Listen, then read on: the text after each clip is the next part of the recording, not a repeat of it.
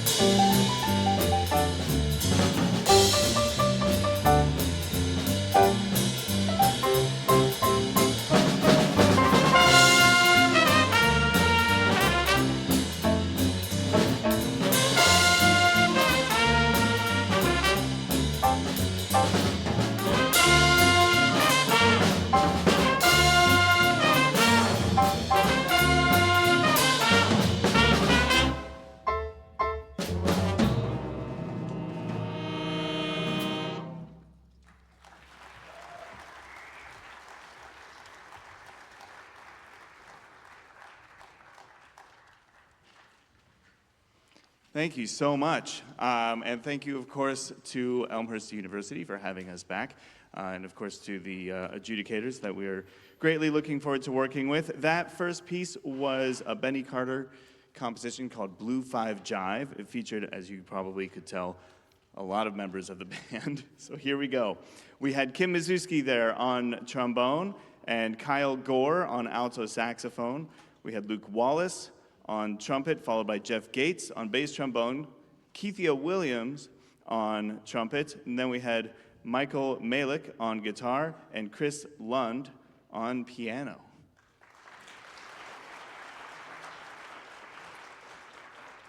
We're going to continue now with a beautiful piece by composer Asuka Kakitani, and this is Bloom.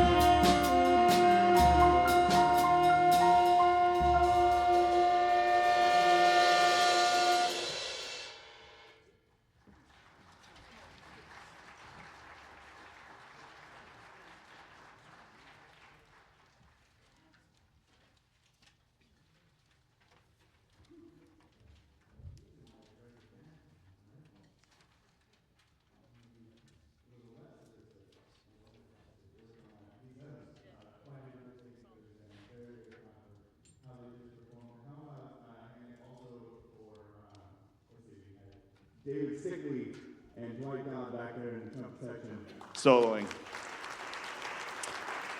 Yeshua Covarrubias on tenor saxophone. Shoji Naito on guitar, and Hunter Bogwell back there on the drums. This next piece will feature our pianist Chris Lund on both piano and vocals. It will also feature Keithia Williams on flugelhorn, and we'll start out with an intro by our bassist Alex Smith. This is Gentle Peace.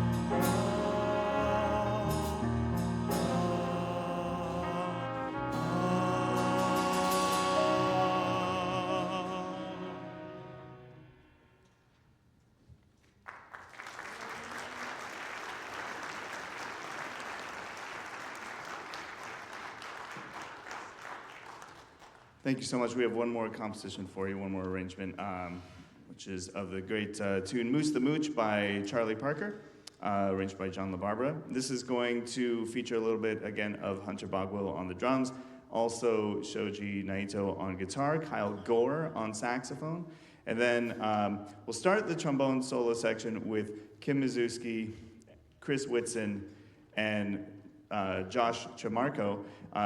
And then it's going to get a little crazy when we add Tyler Saviano, Christopher Blair, and Jeff Gates. Hang in there. And thank you again for having us.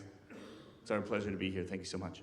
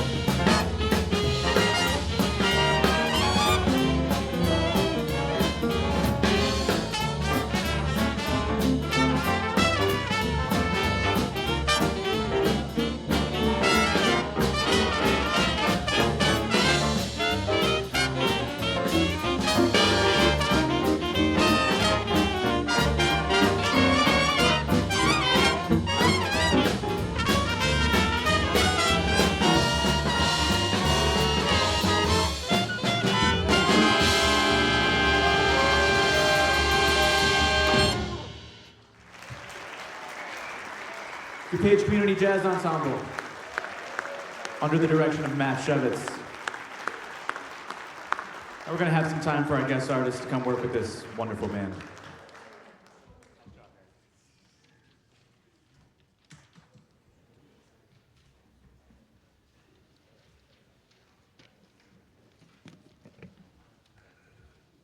Hey everyone, how are you doing?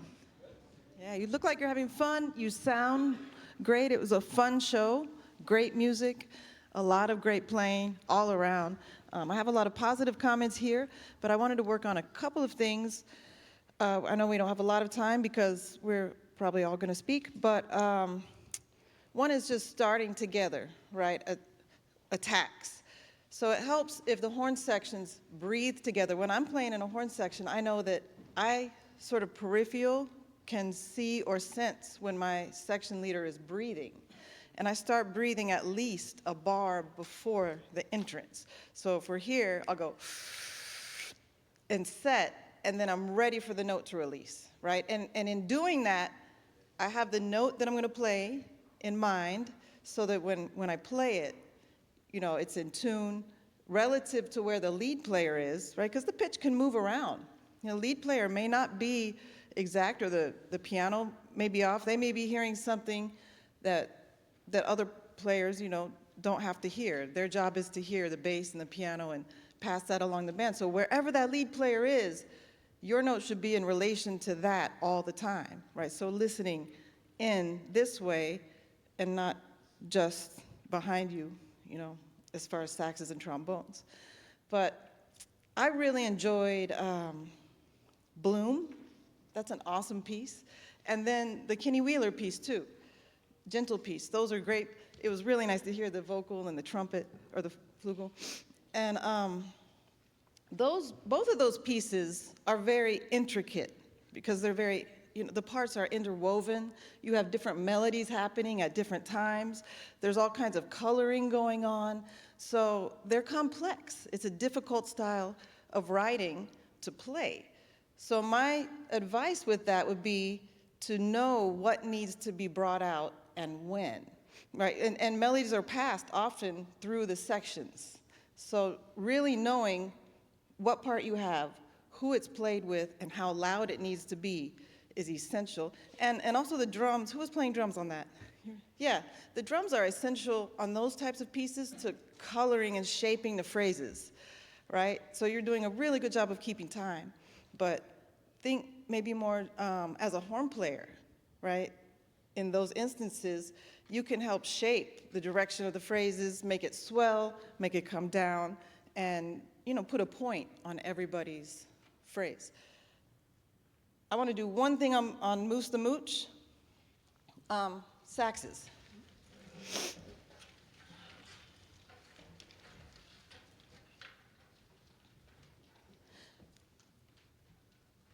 I want everybody to sing eighth notes at this tempo.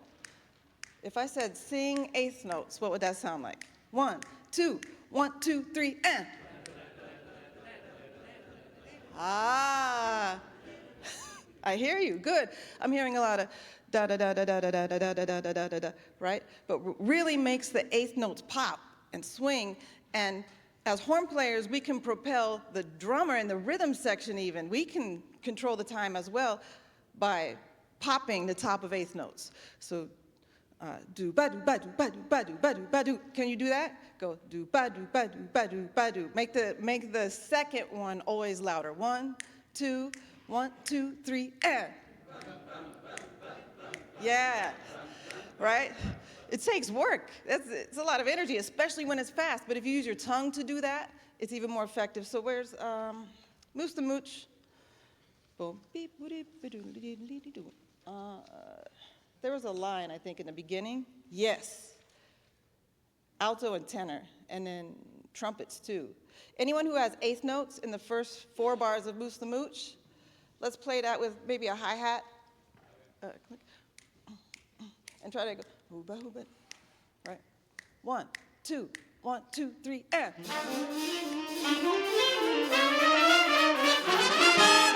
Yeah, swinging, swinging. Play your first note as loud as you can. It's a low G. isn't it? A B. Play that. Loud. Now, don't move this, but push the air more. Yeah, as lead, that's minimum volume. Right? Lead is a lot of work. You just have to push all the time. Great. I'm going to pass this on because I know we don't have a lot of time, but it was wonderful to hear you, and it's good to know you're right down the road. What a wonderful band. Thank you so much.